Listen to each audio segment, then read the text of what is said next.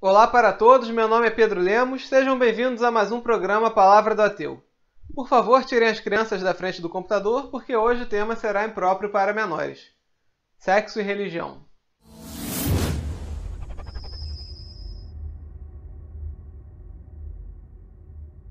Há literalmente milhares de coisas que se poderia falar sobre a relação entre a religião e o sexo, e esse vídeo aqui obviamente não será o suficiente para se esgotar o assunto. Eu pretendo apenas fazer uma pequena introdução sobre o tema, e depois, se for necessário, eu posso fazer outros vídeos abordando pontos mais específicos do assunto. Muitas das informações que eu vou mencionar aqui foram retiradas desse livro aqui, Sexo e Religião, escrito pelo pesquisador norueguês Dag Øystein.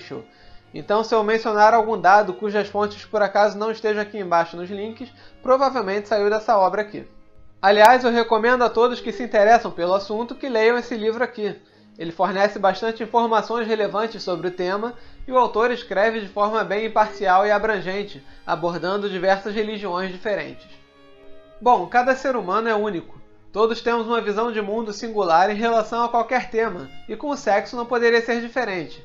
Então as formas de se encarar as relações sexuais são tão variadas quanto o número de indivíduos da espécie humana. E é óbvio que quando se segue alguma religião, as suas crenças sobrenaturais acabam interferindo na forma de se enxergar esse assunto. Afinal, desde que foi inventada, a religião tem a pretensão de se intrometer em todas as esferas da vivência humana. E se líderes religiosos de diferentes crenças se propõem a determinar a maneira correta de se vestir, de falar, de comer e de pensar, com o sexo não teria como ser diferente.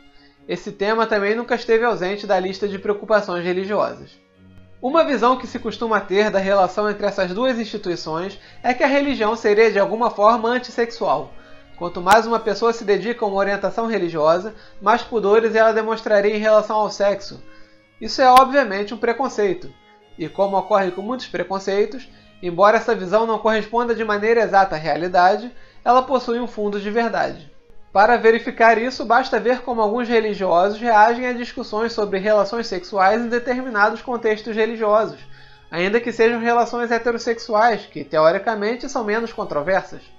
Pergunte para um cristão, por exemplo, qual era a probabilidade de Maria ser realmente virgem quando concebeu Jesus, e veja qual será a reação dele. Questione a respeito da hipótese de Jesus ter mantido uma vida sexual ativa durante sua vida, e veja se você consegue manter a conversa num nível cordial. Na verdade, em relação a esse último caso, nós nem precisamos imaginar o que aconteceria, já que nós tivemos um bom exemplo na vida real. O filme A Última Tentação de Cristo, de Martin Scorsese, lançado em 1988, conta uma história fictícia de Jesus, em que ele imagina como seria sua vida se ele não tivesse se oferecido em sacrifício em nome de Deus.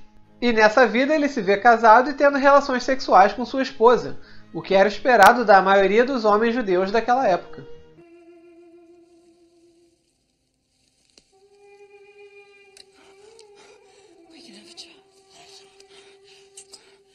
Mas bastou isso para que cristãos conservadores da França saíssem em protesto, lançando bombas de gás lacrimogêneo, sprays de pimenta e bombas incendiárias nos cinemas que exibiam o filme. Em um desses cinemas, 14 pessoas chegaram a ficar feridas. E isso tudo somente porque uma pessoa cogitou a possibilidade de Jesus um dia poder ter feito sexo heterossexual. Mas é claro que esse estereótipo da religião sendo completamente antissexo não é aplicável à maioria das religiões ou dos religiosos. Na verdade, ele é aplicável à minoria deles. As religiões geralmente não condenam totalmente o sexo, proibindo sumariamente as relações sexuais. O mais comum é que elas elaborem instruções ou dogmas ditando a maneira exata como o sexo deve ser feito. Essas instruções, apesar de variarem muito dependendo de cada orientação religiosa, tendem a possuir um denominador em comum. Para a maior parte das religiões, o sexo correto é somente o intercurso heterossexual com penetração vaginal.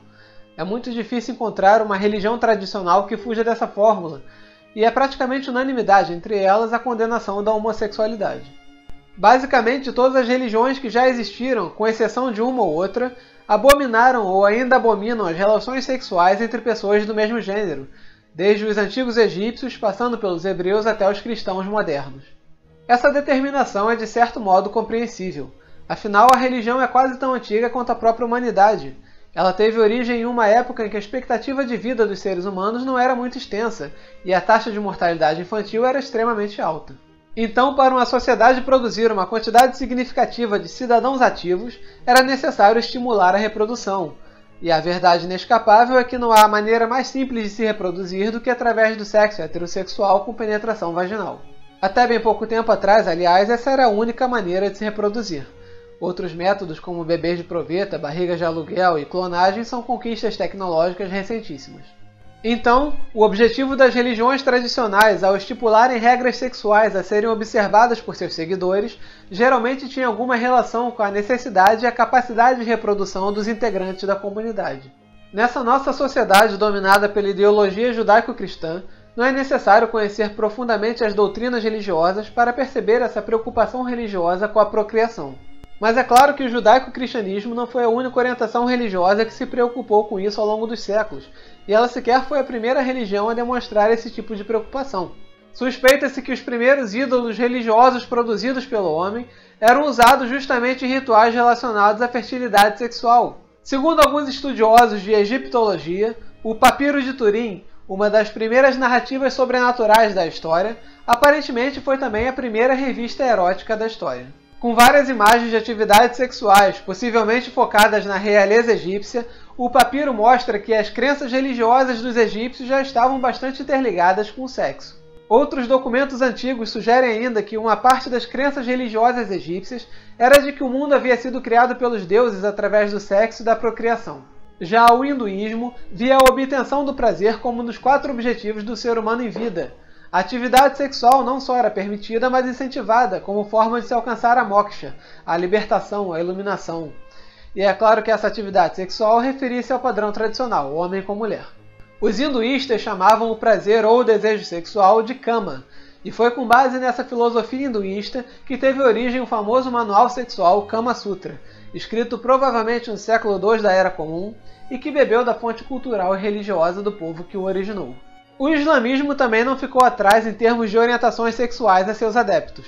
O Jardim Perfumado ou o Jardim das Delícias é um outro manual sexual, escrito pelo Sheikh Muhammad al-Nafzawi entre os anos 1410 e 1434, por encomenda do sultão Abd al-Aziz Abu Faris. O livro apresenta uma lista de qualidades que homens e mulheres muçulmanos devem ter para serem considerados atraentes, dá dicas e conselhos sobre algumas atividades e posições sexuais, além de receitas para tratar e evitar algumas doenças sexualmente transmissíveis. E as orientações sexuais aos muçulmanos não parou por aí, já que de lá para cá literalmente milhares de hadiths foram editadas dizendo exatamente o que eles podem ou não podem fazer na cama. E é curioso perceber como o islamismo, que inicialmente se mostrava relativamente liberal em relação ao sexo, acabou se transformando com o passar dos séculos. Atualmente, a repressão à liberdade sexual feminina no Islã encontra-se tão acentuada que chegou ao ponto de algumas autoridades muçulmanas proibirem as mulheres de dirigir, sob a desculpa de que a direção poderia prejudicar seus ovários, pondo em risco sua fertilidade. E, como não podia deixar de ser, as religiões judaico-cristãs também têm suas próprias orientações e determinações em relação ao sexo. Segundo o texto bíblico, uma das primeiras ordens dadas por Javé à humanidade foi: sejam fecundos e reproduzam-se. E, para cumprir essa determinação, é óbvio que não só o sexo era necessário. A fertilidade e a ejaculação dentro da mulher fértil representavam um cenário sexual ideal. Tanto que no mesmo livro bíblico em que a humanidade recebeu a ordem de se reproduzir, Javé pune Onã com a morte pelo simples fato de ele não ter ejaculado dentro de sua mulher ao fazer sexo com ela.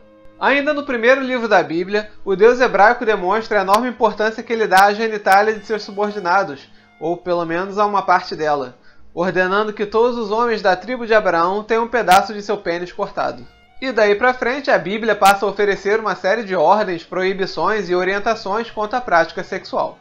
Tendo sido escrita em boa parte pelos hebreus, um povo que possuía uma estrutura social extremamente patriarcal, a Bíblia acabou absorvendo muito da visão de mundo misógina existente à época de sua elaboração, tratando as mulheres basicamente como chocadeiras que serviam apenas para trazer mais filhos ao mundo, e de preferência filhos varões. A infertilidade é um dos maiores defeitos que uma mulher poderia possuir no mundo bíblico, e é curioso perceber como na Bíblia só as mulheres são consideradas estéreis, nunca os homens. Sempre que um casal bíblico sofria a tragédia de não conseguir gerar filhos, a culpa era exclusivamente da metade feminina do casal. Pelo menos 4 mulheres recebem expressamente no livro sagrado essa culpa exclusiva: Sarai, Raquel, a esposa de Manoá, cujo nome aparentemente nem merecia ser registrado, e Ana. Esse aparente desprezo à feminilidade fica nítido já nos primeiros capítulos do livro. Enquanto o homem é criado a partir do barro pelo sopro de vida dado pelo próprio Criador, a mulher é oriunda de uma costela do homem, e por isso deve ser considerada subserviente a ele. É também por culpa da mulher, influenciada pela serpente falante, que o homem comete o pecado original ao comer do fruto proibido da árvore do conhecimento, e acaba sendo expulso do paraíso. As subsequentes pregações de submissão das mulheres aos homens passam a ser então justificadas por conta dessa transgressão, e são deixadas bem claras pelo texto bíblico, que diz que a partir de então elas passarão a sentir dor ao dar à luz, que o seu desejo será para o seu marido e que ele a dominará. A religião hebraica, como se pode perceber, fez questão de deixar bem evidente para seus fiéis que, desde o início do mundo, a mulher deve ser sempre submissa ao homem. Isso explica a naturalidade com que a Bíblia tolera e até ordena situações como a escravidão sexual de mulheres, a oferta de mulheres para o casamento sem o consentimento da noiva, a permissão da poligamia somente para o lado masculino da relação e o apedrejamento de mulheres adúlteras. Bom, a bem da verdade, o Levítico também manda apedrejar os homens que cometem adultério, mas somente se a mulher com quem ele cometeu esse ato também era casada, o que leva à conclusão de que, na verdade, sua ofensa foi ao marido da adúltera, não à sua própria esposa.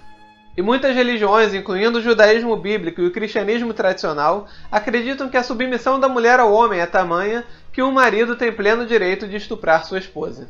Essa visão misógina da Bíblia causa reflexos até hoje na sociedade.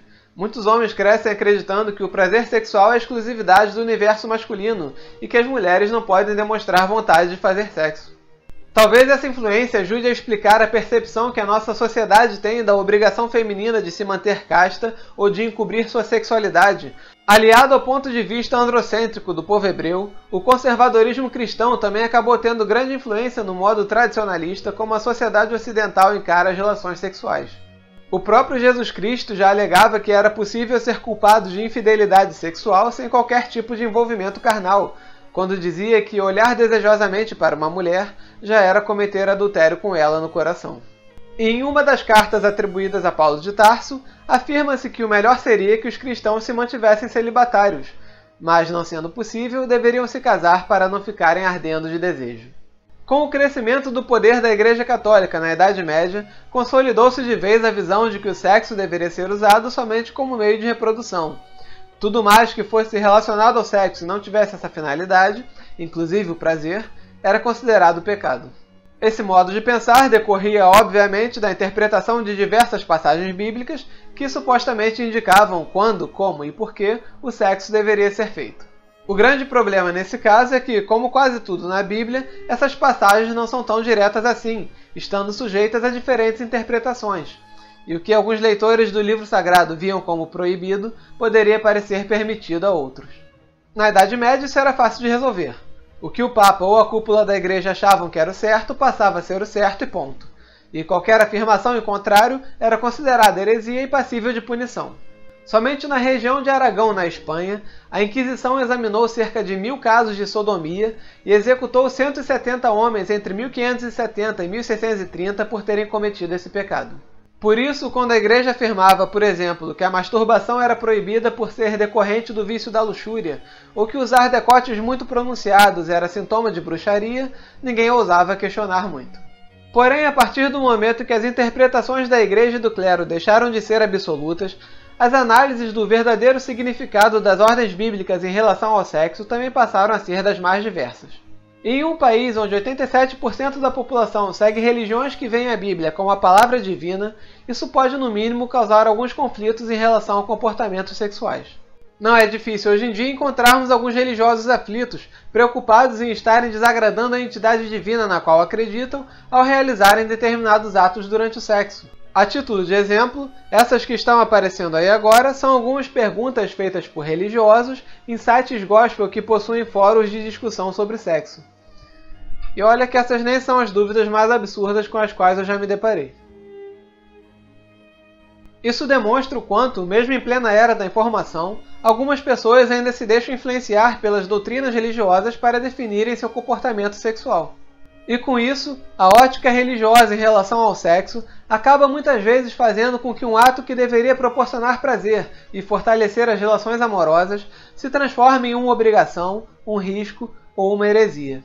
E isso pode ser extremamente nocivo em alguns casos, fazendo com que as pessoas sofram traumas psicológicos em virtude de possíveis repressões, ocasionando uma gravidez indesejada ou, pior ainda, a contração de doenças sexualmente transmissíveis apenas por se seguirem determinados dogmas religiosos. Essa influência até seria mais aceitável caso os religiosos seguissem essas regras e deixassem os outros se comportar da maneira que achassem melhor. Porém, como costuma ocorrer nesses casos, não contentes em seguir um determinado modo de vida, os religiosos acham justo determinar a todo o resto da sociedade a maneira certa de se comportar, ainda que você não tenha nada a ver com suas crenças religiosas. E por conta disso, a religião muitas vezes acaba sendo responsável por diversos males sociais relacionados ao sexo. Acreditar que o sexo deve ser feito desse ou daquele jeito por ordens de Deus é o que muitas vezes leva as sociedades a adotarem medidas arbitrárias ou tirânicas, como a imposição de uma cura gay, a mutilação genital feminina ou o apedrejamento, literal e metafórico, de mulheres solteiras sexualmente ativas. Sem falar dos riscos que essa influência pode causar a pessoas inocentes e que não estão necessariamente ligadas a essas crenças. Um grande exemplo disso foi a declaração dada pelo então Papa Bento XVI ao afirmar que o uso de camisinhas agravava o problema da AIDS na África, ou os eventuais espancamentos de homossexuais feitos por religiosos que vez por outra vemos nas notícias. Na verdade, os problemas que a religião pode trazer na esfera sexual têm a mesma causa dos problemas que ela pode trazer em qualquer outra área. O fato de se imaginar que se deve agir de determinada maneira por conta de uma suposta vontade divina revelada. Assim, o que determina se algo é certo ou errado acaba sendo sempre que os doutrinadores de alguma religião acham que seja certo ou errado, e não a situação em si. Afinal, fazendo uma análise objetiva da coisa, qual é exatamente o problema de se fazer sexo com uma borracha em volta do órgão genital? Ou de se praticar sexo anal? Ou sexo a três? Ou sexo com pessoas do mesmo gênero? Pergunte a qualquer pessoa religiosa que se opõe a alguma dessas práticas qual é objetivamente o problema delas, levando-se em consideração que os parceiros sexuais estejam de pleno acordo e não causem mal a ninguém fora da relação, e a resposta será sempre a mesma. Deus não quer, Deus não gosta, Deus proíbe. Assim, o comportamento analisado ou suas consequências pouco importam para se classificá-lo como certo ou errado. A única argumentação apresentada é a certeza de que se conhecem as vontades e aspirações divinas. E como essa vontade é conhecida? O líder da religião que essa pessoa segue, ou algum outro seguidor, afirma que é dessa maneira que devemos interpretar uma passagem específica de um livro supostamente sagrado, escrito há milhares de anos por uma sociedade completamente diferente da nossa e que não dispunha de 1/10 do conhecimento que possuímos atualmente. Parece uma atitude razoável? Bom, podem me chamar de liberal, de radical, de moderno ou o que for, mas eu parto do seguinte princípio. Se alguma atividade sexual, seja ela qual for, faz com que seus participantes se sintam felizes e não causa mal a ninguém, ela pode ser livremente exercida. Qualquer análise além disso está arriscada a parecer loucura. E loucuras nós já temos demais nesse mundo. Bom pessoal, agora eu vou ficando por aqui. Eu não falei sobre pedofilia na igreja porque eu pretendo fazer um vídeo específico só sobre isso em algum momento. Então por hoje é só, ok? Se você gostou do vídeo, deixa seu like aqui embaixo, inscreva-se no canal Ateu e Daí. Para assistir a mais vídeos do meu programa Palavra do Ateu, clique aqui nesse link. Para assistir a vídeos do meu outro programa, Leitura Recomendada, clique aqui. Muito obrigado pela audiência, pela paciência e até a próxima.